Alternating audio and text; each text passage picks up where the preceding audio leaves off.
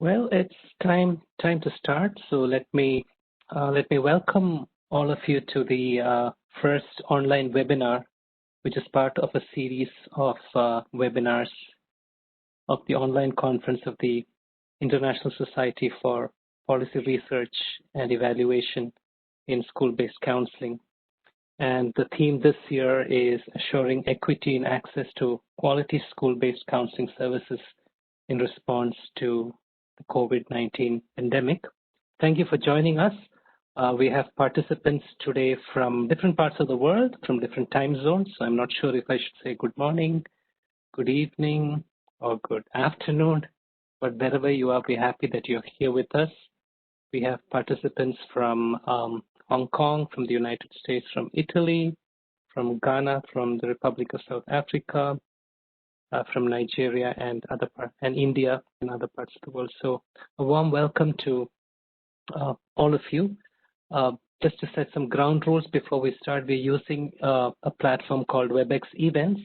And on this platform, all the participants will not be able to turn on videos, but I will be able to unmute you if you need to speak during the question and answer session. The first webinar is presented by Dr. Chika Eze. She's a faculty at the Veritas University, Abuja in Nigeria, and she's presently senior lecturer in the Faculty of Education at Veritas University, Abuja in Nigeria. She teaches course modules of psychology and education, human growth, development, guidance, and counseling. Her research interest focuses around education and development, teaching and learning, culture, and gender discourses, including religion. Let me also share with you the format of the presentation. After this brief introduction, Dr. Chika will be making a presentation, and I'd invite you to write your questions if you have any in the Q&A box, or in the chat box, whatever is comfortable for you. During these difficult times, different people have different preferences, so we are sensitive to that. And you can put in your questions in the chat box or in the Q&A, and we'll answer that for you. We will also hear a brief word of greeting towards the end from the past chair of ISPRESC, Dr. John Carey, the Emeritus Professor, University of Massachusetts Amherst. I'm also glad to welcome the office bearers of the ISPRESC Executive Council and membership of the ISPRESC, as well as others who have joined us for today's webinar. So with these few words, I'm going to invite Dr. Chika to make her presentation. Dr. Chika, if you'd like to switch on your video, you can do that, and so that we can see you, and then you can go ahead with your presentation and help you with your slides. Dr. Chika, over to you. All right, thank you, Tony. I'm grateful, and I wouldn't go around greeting everybody, just Tony has done that. So the topic I'm presenting is equitable access to school-based counseling services in the context of COVID-19, and looking at it from the perspective that the counselor may seem helpless. And if we would like to start with a clarification of concepts, the main concern for this paper is to look at the possibility of providing equitable counseling services to the school children. First, the paper is exploring instances. Are we always able to give them justifiable services, the rightful service, and also the access? And when we mean to the school children, we mean to those children who are going to school, particularly when we are looking at it from the kindergarten, nursery, secondary, and sometimes even at the tertiary level of the university. But the concentration of this paper will focus on those children in the kindergarten, nursery, and the primary and secondary. And maybe we would like to say that oftentimes we counselors might find it difficult to easily think that the child who is in the KG classes or the nursery school actually requires counseling, or even in the primary school. And the question is, we believe so much that counseling is for everyone. And if it's for everyone, they too also require and they need counseling.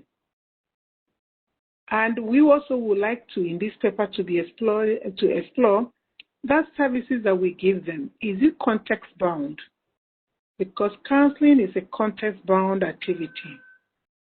If we use theories, concepts, approaches that are foreign to them, alien to their culture, are we bringing it to the way that they will be able to understand us in a friendly way, in accommodating atmosphere, and all of that? That is all the things that this paper will be looking at in terms of equity. What quality do we give them? Yes, counseling we do offer them. And also in the context of COVID-19, what has it done to us? So in that sense, I would like to start by saying the background of this study, we'll be emphasizing the fact that counseling is still in its infancy, particularly in Africa and Nigeria with no exception. Maybe other nations might be different, but for us, it is still emerging. And for that reason, we might be looking at it from the point of view that it is not yet well known. And what do we mean by well known? How much of counseling do people know about in Africa? And that does not mean that we didn't have counseling services before, because we have the traditional counseling approaches, whereby parents, aunties, uncles, priests, pastors, imams, and even grandparents, peers offer counseling services. But here we are looking at the formal counseling, whereby a trained counselor, a trained personnel gets into a one-to-one or one-to-a-group relationship with the client. And the clients here we are looking at as co-children. And so in that sense, we are saying that it is not even well accepted, or if you like, very much welcome, is not embraced. And the evidence for this assumption arises from the fact that there is lack of awareness. Sometimes people are even asking you, what do counselors do? And who are they? And by the way, why are they so different from ordinary school teachers? And what we get is the fact that, while at the end of the day, not many people come to patronize the counselor. And yet we say counseling cannot be forced, and truly it can never be forced. So these are some of the contexts or the situation whereby we are looking at equitable provision of service. And what happens for us in Africa, in Nigeria, is the fact that people tend to seek help from alternate sources, which is very friendly, very common, familiar ground. Basically, in this sense, we are looking at informal providers of counseling, of the traditional healers, whom after even somebody has seen you for a formal counseling might still run back to a traditional healer, because probably that traditional healer understands the ethical culture, the norms and values, which sometimes trained counselors who are using other foreign or, alien approaches are not able to get down to indigenous knowledge system. And of course, sometimes they persist. And so, in this context, we are situating the school-based counselor. And the school-based counselor, children who are in school, the KG people, the nursery child, their counseling is not very popular among them, not even among their parents, not among the communities, even in the Ministry of Education, who in organizing, all the curriculum and making sure that the scheme of work pays little or no attention to counseling. For example, in Nigeria, as we say that counseling started, the first experience of formal counseling dates back to 1959, when the sisters who were running a training college around Ibadan saw the need to prepare their final year outgoing students for the world of work. So they invited people from the ministry as far back as 1959. But the first policy on counseling in Nigeria, I witnessed it. It was just 2 years ago when the federal ministry instituted the first counseling policy. And if that be the case, that's again the issue of equitability.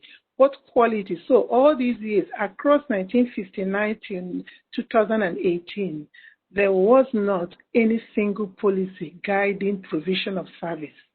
And that also is something that, imparts on equity. But we are glad and happy that at least it has happened. And so we are hopeful that more of it will come. And some of the other misleading strategies, in the provision of counseling services, falls on the fact that, the ministry, like I've already mentioned, the educational curriculum across the country pays little or no attention to the provision of counseling services. And sometimes when they even do, the teacher has become a teacher counselor. And we are not saying that the teacher cannot do it, but probably maybe the teacher is not well equipped to be able to render the adequate services in terms of all the different areas. When you talk about counseling itself, we talk about appraisal, talk about orientation, talk about information, talk about evaluation, talk about feedback and follow-up. All of these things, the teacher counselor might not be able to do it. But again, we are still appreciative that if the teacher counselor can do it, at least something is happening. And the question again is the people in the kindergarten and the nursery school. Oftentimes, we do not understand or we do not appreciate the fact, nor neither do we emphasize that they need counseling.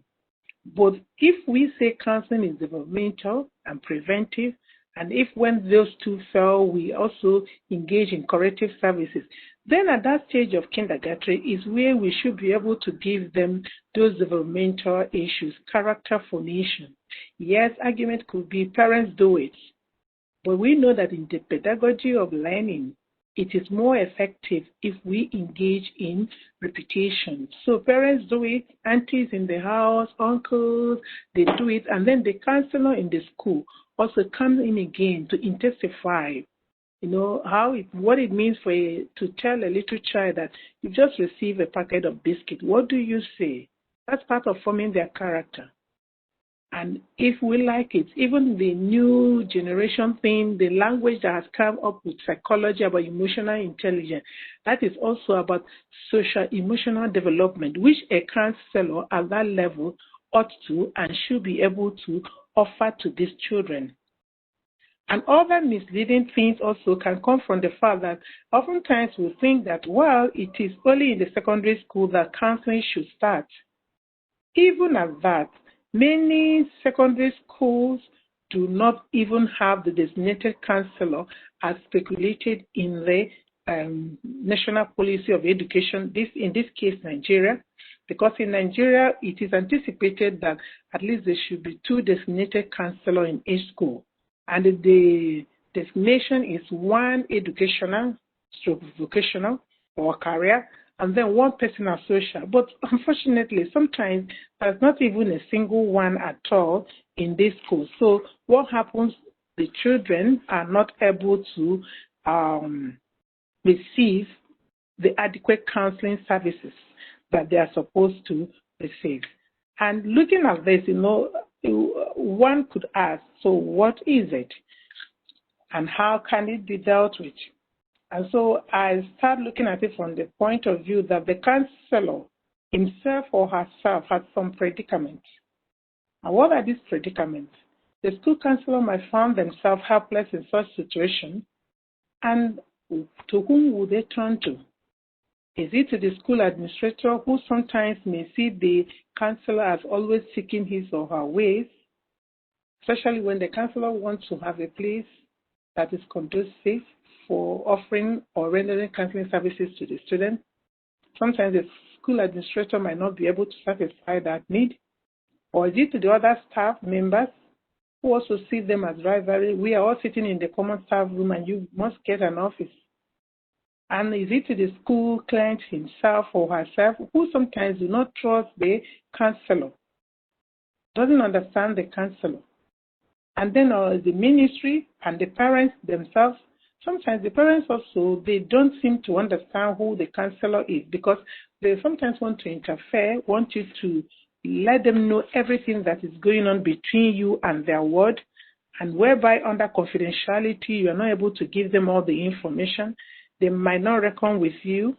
And so these are some of the predicaments that the counselor, him or herself, might encounter. And that is why probably at this point we still want to re-emphasize that the counselor can become helpless in the face of all these contexts. And some of the rationale behind lack of popularity of the school-based counselor could arise also from inadequate training, because some of the counselors, some of us, probably might not have received all the training. I mean, a few minutes ago, I did mention that some are teacher counselors. And in that sense, the person might not get all or do not have all the training. And more so, there is also lack of in-service training, and there is lack of facility, structured environments for provision of counseling service, and of course, the big do, lack of contextualization. Many of us who are trained counselors today, the approaches, the techniques that we learn probably are foreign to us, and we are still struggling to learn them to the detriment of our own indigenous knowledge system. And that's why sometimes the traditional healer, we may need to kind of integrate them into counseling service, but then that also has its own big challenge. And of course, interference that comes from or arises from informal counseling side, parents, priests, imams, and religious people, all of this. So the main concern is, how do school counselors provide equitable service in the face of lack of deployment? Because if you are not able to do all that you are supposed to do, including lack of art skills, then there is a problem. And as if this is not enough, COVID-19 pandemic comes in. And what does it do? It further stresses the already tensor platform for the counselor. Because COVID-19 protocol, all the safety protocols, survival protocol, the survival context within the school-based counseling is very challenging. We all know it across the world. There was a lockdown, social distancing. These are protocols for survival. And of course, some of us have heard it and we have known it and we are seeing it. We say it is a new normal. And this new normal is countercultural to African relational context. And the counselor who already before now is struggling to be able to reach his client or her client has to now adjust to a new normal. And most of it, we have seen it, is online, this virtual interaction, telecounseling, and all of that. And the question again and again is, how much competent resources do counselors have to manage the provision of telecounseling? And so the challenges that they encounter, or sometimes even the compromises, would lie in the area of a very available internet. Who has access to it? Maybe a few among us, and this may drastically reduce the number of school children who in the past had access to counseling. Data, resources to data, to buy data, could also be a challenge in Nigeria and elsewhere in the world. Power failure, and for us in Nigeria, we can reckon with that nicely, frequent experience of it in the country. And then, of course, we talk about the technical knowledge, probably the privileged ones alone, and that again affects equity. So it's a selected few who can access or who may have access easily to counseling. And then, of course, the ethical issues of confidentiality. How does a counselor maintain confidentiality? How does a counselor understand the verbal and non-verbal expression of that child? And even that child whose parents always want to nose around and know every single thing that is happening, sits at home, and the parents provide the phone and the data and everything. So there is a lot of challenges, and that's why I'm looking at it from the point that, again, quality counseling is affected, is interfered with. As long as, we continue with the online, no one is saying that the online cannot happen. It can happen, but we must find a way of addressing it a way of integrating it with traditional counseling processes or approaches, if possible. And so on that ground, or in that perspective, not being prescriptive actually, but I'm looking at it as some of the way forward could be integrating psychoeducation via faith-based platform. And here, psychoeducation, I'm looking at it from the point of view that psychoeducation, it's something that is a little bit more elaborate. It's like more of group, but it's done through faith-based. And for us, I mean, it is not in BT who said that the African person is scarcely religious. We are religious. So there's always a particular faith group that one belongs to. So if counselors, during policy inaugurations and formations and regulations, could begin to think about such things, how can we liaise with faith-based people in order to provide some kind of psychoeducation? And of course, that might also require us adopting basic community approach as means of providing school-based counseling. And that might also require that we do a little bit of more advocacy, awareness creation, need assessment, strategic planning. What is it that we can do more? And of course, we also have to pay great attention to enculturation, integrating African worldview, knowledge system, action, and practices into what we already doing.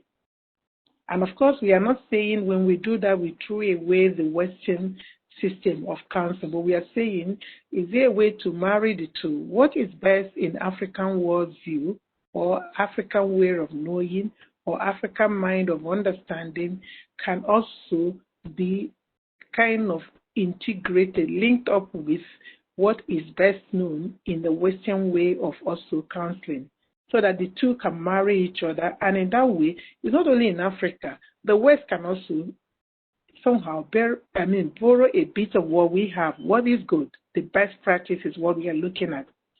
And of course, training is required for the counselor, because I was talking about online training, telecounseling. How many counselors can handle it?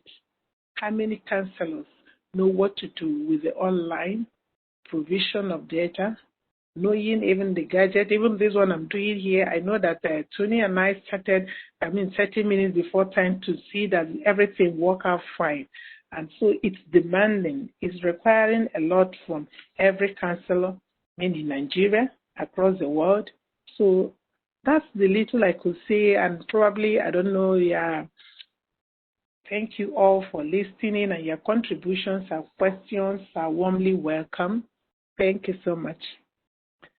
Thank you, Dr. Chika, for that overview of the helplessness that is experienced by counselors such as you in Nigeria. And you gave us a preview into the inner experiences of counselors, especially the struggles and challenges, and also outlined some of the possibilities for the way ahead.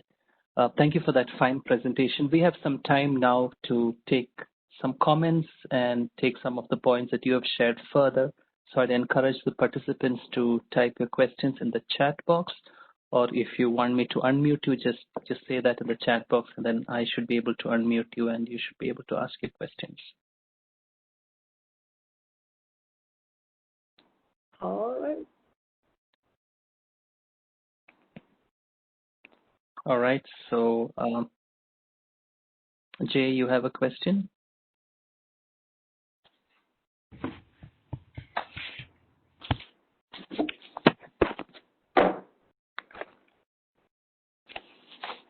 Hello? Yeah, we can hear you. Okay. My question was, Chika, in your view, is there any positive side of the COVID crisis? In other words, can any of the learning, the adaptation, the change we're now being forced to go through lead to more effective and equitable practice after the pandemic is over?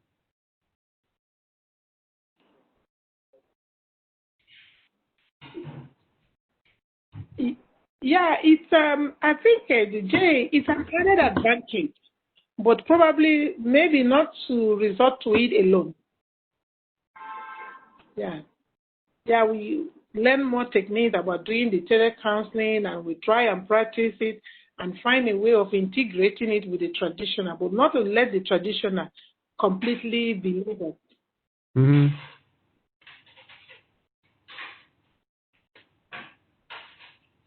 Particularly as we know that, data are involved, power, electricity is involved.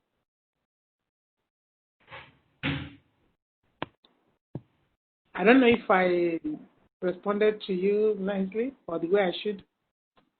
Yeah, I think it's more of a philosophic question. I know a lot of people in higher education are looking at the changes that they're having to implement now out of necessity, and starting to think about which of those things they want to keep afterwards, because in some ways they're learning to do things differently, and rather than thinking about going back to the old normal, thinking about using what they've learned to do what they need to do better. And I'm just wondering if it wouldn't help us to be thinking that way now too. Oh, well, that would be very much welcome, but training is needed. And so it's not, and that's quite welcome, but training is needed. Oh, yeah. Yeah. Oh, sure, yes. But like when I talk about the tradition, not to go back completely to the traditional, but as well, bring the two together. Let me give you a typical example. Okay. Here in the country, and I'm sure probably anywhere in the world, there are places you don't have the internet availability. And so it becomes a big challenge. Would those places be cut off completely, have nothing at all? Yeah. So, that's why we forge ahead, we need to probably embrace the two, bring the two together on the platform and see how can it work. Because along the presentation, maybe I didn't make that fun. Here, I could make a kind of comparison between urban schools and rural schools. The urban school can boast of counselors, but the rural schools may not have them. And if we further, resign to just telecounseling, then that means that we are also further alienating them from that provision of services. So there are some places you don't have network. There are some places I go, I know that I have to find another network, or completely I'll tell friends that might want to hear from me that, well, in the next 48 hours, I'm out of communication zone. And counseling is not something that you know when somebody is going to be distressed and be looking for you.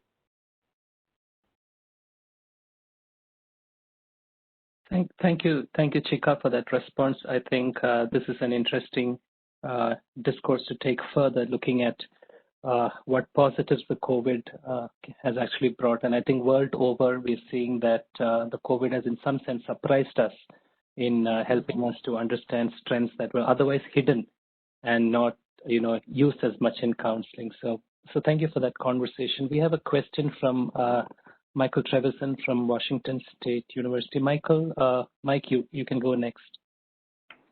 Okay. Thank you, Tony. Chika, can you hear me? I can hear you, yes. Okay, thank you. Thank you for the wonderful presentation here. I'm wondering what you would think would be, I don't mean to lower the threshold on this, but think of it as a homework assignment. What would the homework assignment be for policymakers in the near term and to say post-pandemic to better support school counselors in Nigeria? What are the things that they should be doing near term and long term? Thank you. Oh, well, in the short and long term, I think it's how to bring a blend between the two. The traditional way of counseling and the new norm of telecounseling. And that will require a lot of training. Then also policy change, this has to be incorporated. How do we do it? And like I probably suggested, I don't know whether that answers the question, but we can also look at other avenues through which we can reach our people, because each culture has its own way of doing things. So in this sense, using community-based approaches, using church faith-based context. Okay. And also,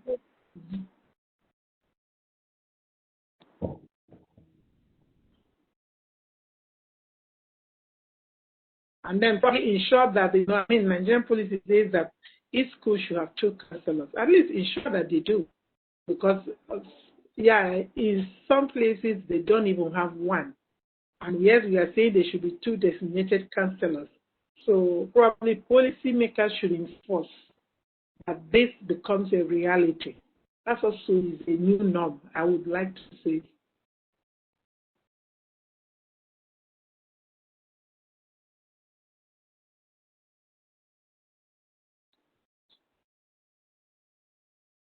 Thank you, Chika. Thank you, Mike, for that question. I'm just pausing here to check if there's anybody else who would like to add to this conversation. Just put your question in the chat box, or just let me know so that I can unmute you,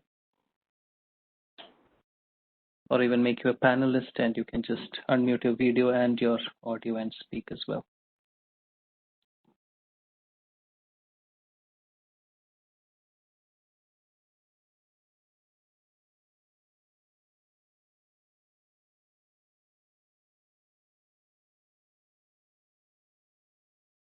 Right. So there is a question. There's a question for you, Chika, again from Dr. Carey, and I'll read that out to you. Are you aware of anyone in Nigeria who is evaluating the COVID-inspired adaptations that counselors are making in school counseling practice? And I'm just going to unmute Dr. Carey as well in case you'd like to add a little bit more to that question or explain that question further.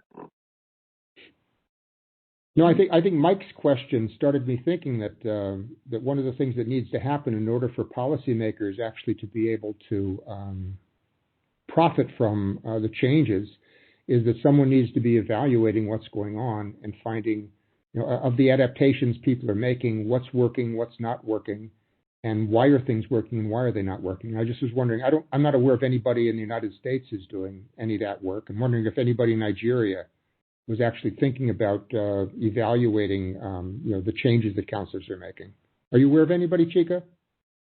No, but probably, let me say that in educational settings, there are a lot of, evaluations, but not particularly on counseling. Maybe within that context, something will evolve, I don't know, but not really focusing. By the way, let me not even say that, but because our Apricot conference that is coming up in 2 weeks' time is going to be, the central team is on COVID. And then all of that, there are different sub-teams, and I'm sure that will generate another insight and argument and knowledge creation regarding what counselors are doing, are not doing, and ought to do. Yes. So I'm hoping that from the 3rd of December, we will have another conversation around this, and a lot of information will be emerging from there. As I say, it might be a good idea to keep track of the changes that the adaptations that people are making, and then at least get there a sense of what's working and what's not, and why when they're successful, it's successful. That would be interesting. Yeah, I know personally. I currently have collected data. I'm doing a research with a colleague or two. Two of my colleagues on e-learning. I'm looking at the relationship to emotional intelligence. How those who engage with it, what was useful, what was helpful, what was frustrating. So, that research is ongoing. We just collected data about to look at the team that is emerging. We have just finished transcribing, and I'm sure that will also still give us something that a counselor can learn from. Okay, thanks, Chika. All right then. Thank you, John.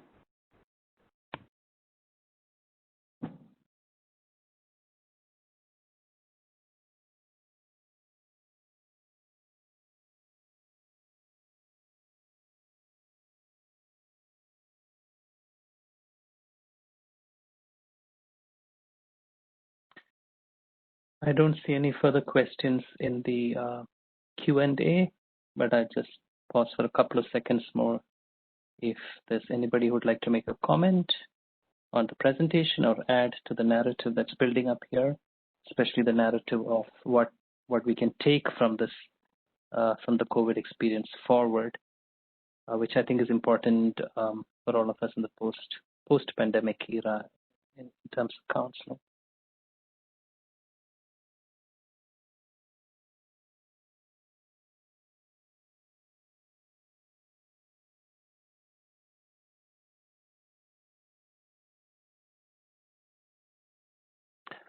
All right, I don't see any more questions, so I'm going to ask the ISPRESC chair, Professor Oyaziwo Aluede, to share a few words as chair of ISPRESC. We wanted to do that at the beginning of the webinar, but we kind of started out without doing that. So, Professor Oyaziwo, you can hear me. It's over to you. Professor Tony, Josh, thank you so very much. Can you hear me? Yes, we can hear you and we can see you as well. No, thank you so very much. Jay, I can hear Treverson is here. I want to thank every one of you. Tony, let me on behalf of my family and our leadership appreciate you for making it possible for us to kickstart what we had planned for September. This is in November. And I cannot thank you enough for making it possible and keeping faith with our mission to be able to advance the future school-based counseling across the globe. I'm hoping that subsequent presentation will be better than what we are experiencing today, and through our collective leadership, we'll be able to move the society better than we met it. I want to appreciate you, and God bless every one of you. Thank you, Professor Oyaziwo. It was a pleasure to step in and help get the series started. I also know that our founding member and previous chair, Professor Carey, who you heard a little while ago in the conversation, has a few words of greetings to make to the members here. So, Jay, it's over to you for a word of greeting from you. Okay, but I guess my microphone is on. Can you hear me? Yes, we can hear you. Good. Yes. Okay. I just want to congratulate Chika and thank you for kicking off this webinar series and for putting together a very, very interesting and valuable presentation. And I think it's a very good start for our series. I'd like to thank Oyaziwo for organizing the series on behalf of the membership and the leadership group, and thank Tony for coming in and making all of this actually possible. Because without his hand, we wouldn't be able to do this now at this point. So thank you, everybody. I'd like to thank everybody for coming and participating in the seminar, and remind everyone that this is just the first in a series and that you should have information. And if not, there it is. There's the information on the rest of the series. Thanks, Tony. I also would like to invite anyone who is attending who's not a member at ISPRESC that if you're interested in policy research and promoting the type of discourse between policymakers, policy advocates, and policy researchers for the benefit of the consumers of school-based counseling so that they have access to better services, to come and join us, to become a member of ISPRESC. And all that requires, there's no membership fee. All it requires is that you go to the website and sign up as a member. So thank you, everybody, and thank you, everybody, for attending. And please, if you're participating in this and you like what's going on and you're not a member, you'd like to support the development of good policy research, please join us. And so thank you very much.